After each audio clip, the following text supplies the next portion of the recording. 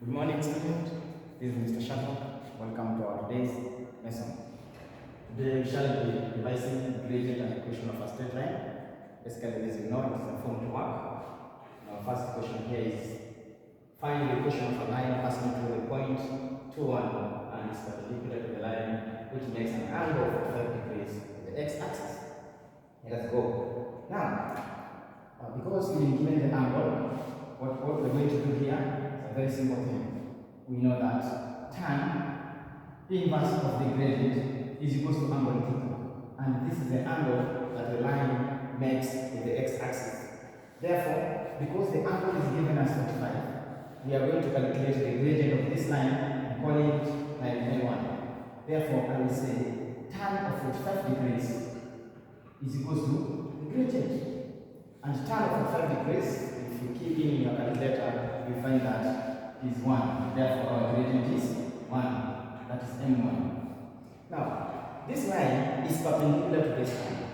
For perpendicular lines, M1 times M2 is equal to -1. Now, our M1 is already 1. Therefore, I will say 1 multiplied by M2. The result is equal to -1.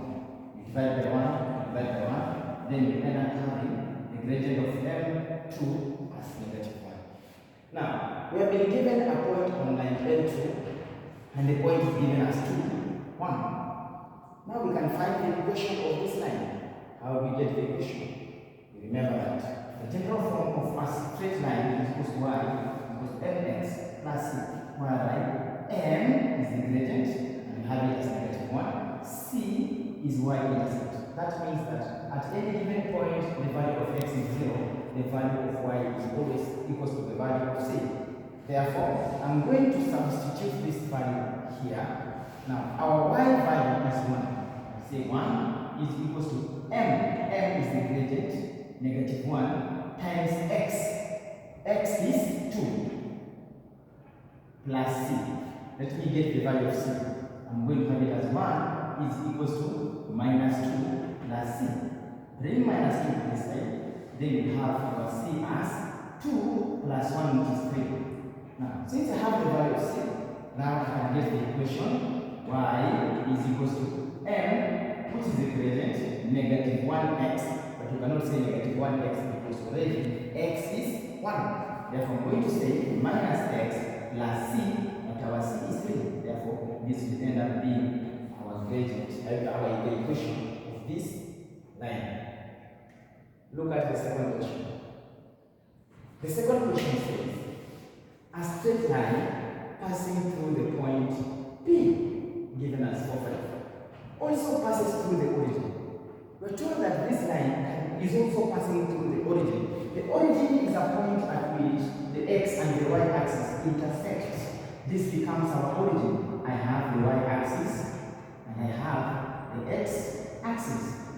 So this is the origin because at this point, the values of x and the values of y are all equal to 0. Now this particular line is passing through the origin. Let me call my line L1. Now, I have a point given on this line as 4, 5. The point is given as 4 and 5. Now, if you want to find the gradient of a line, you just need 2 points. Just 2 points, then you'll be in a position to get the gradient of line. So how do we get the gradient? Gradient, or sometimes call it slope, is equal to change in y over change in x coordinate. Change in y means y2 minus y1 over x2 minus x1. Even if you say y1 minus y2 over x1 minus x2, you still get the same result. Now, I have 2 points. One of the points is the origin 0, 0. The other one is 4, 5. Now, let us calculate the gradient. Therefore, this one is going to be 5 minus 0 over 4 minus 0. The result is 4. The result is 5 over 4. So, this is the gradient of this line. Now, we are told that this line, as it passes through the origin, it makes an acute angle theta. So there is an angle here So we need to calculate the size of this acute angle. Acute angle is an angle that is less than 90 degrees. Now, from the previous question we said that tan inverse of the gradient is equal to angle theta that a line makes with the x-axis. Therefore, our gradient is 4/5. Therefore, we can easily get the angle theta. So I will say tan inverse of 5/4 is going to be equal to our angle theta. When you key in your calculator, you'll find that angle theta is equal to 51.34 degrees. Remember, 2 decimal points. So this will be the answer. Now our third question of the day is talking about the line which joins point A, 3K. You see we have an unknown value here, and B, -2, 5, is parallel to the line whose equation. Look, the key word here is parallel. When you see the word parallel, what does it come into mind?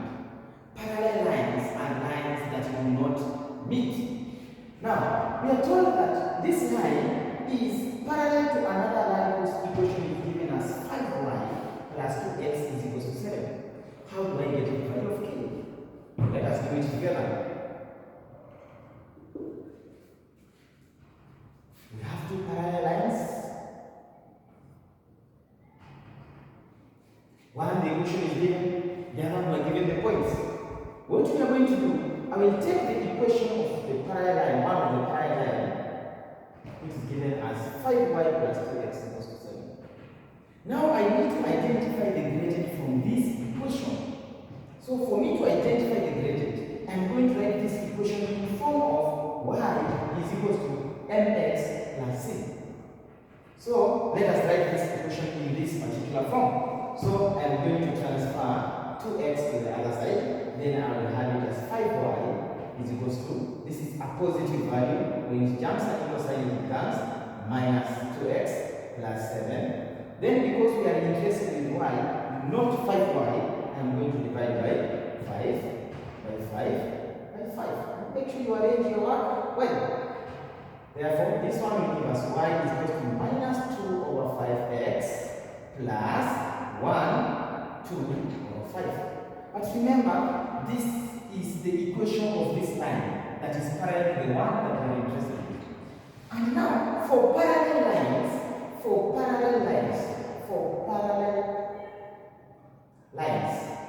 M1 is equal to M2. This simply means that the gradient of parallel lines are equal. So if our M1 is -2/5, definitely it means that even our M2 is also -2/5 because they are parallel. Now, I will take now the points on the other line. Point A is 3K and point B is -2 and 5. Let us get the gradient. How do we calculate the gradient?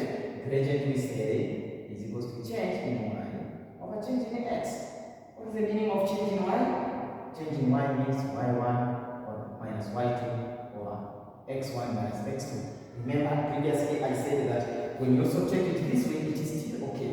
So, it's going to be equal to our gradient, which is -2/5. Now, take 3 minus 2,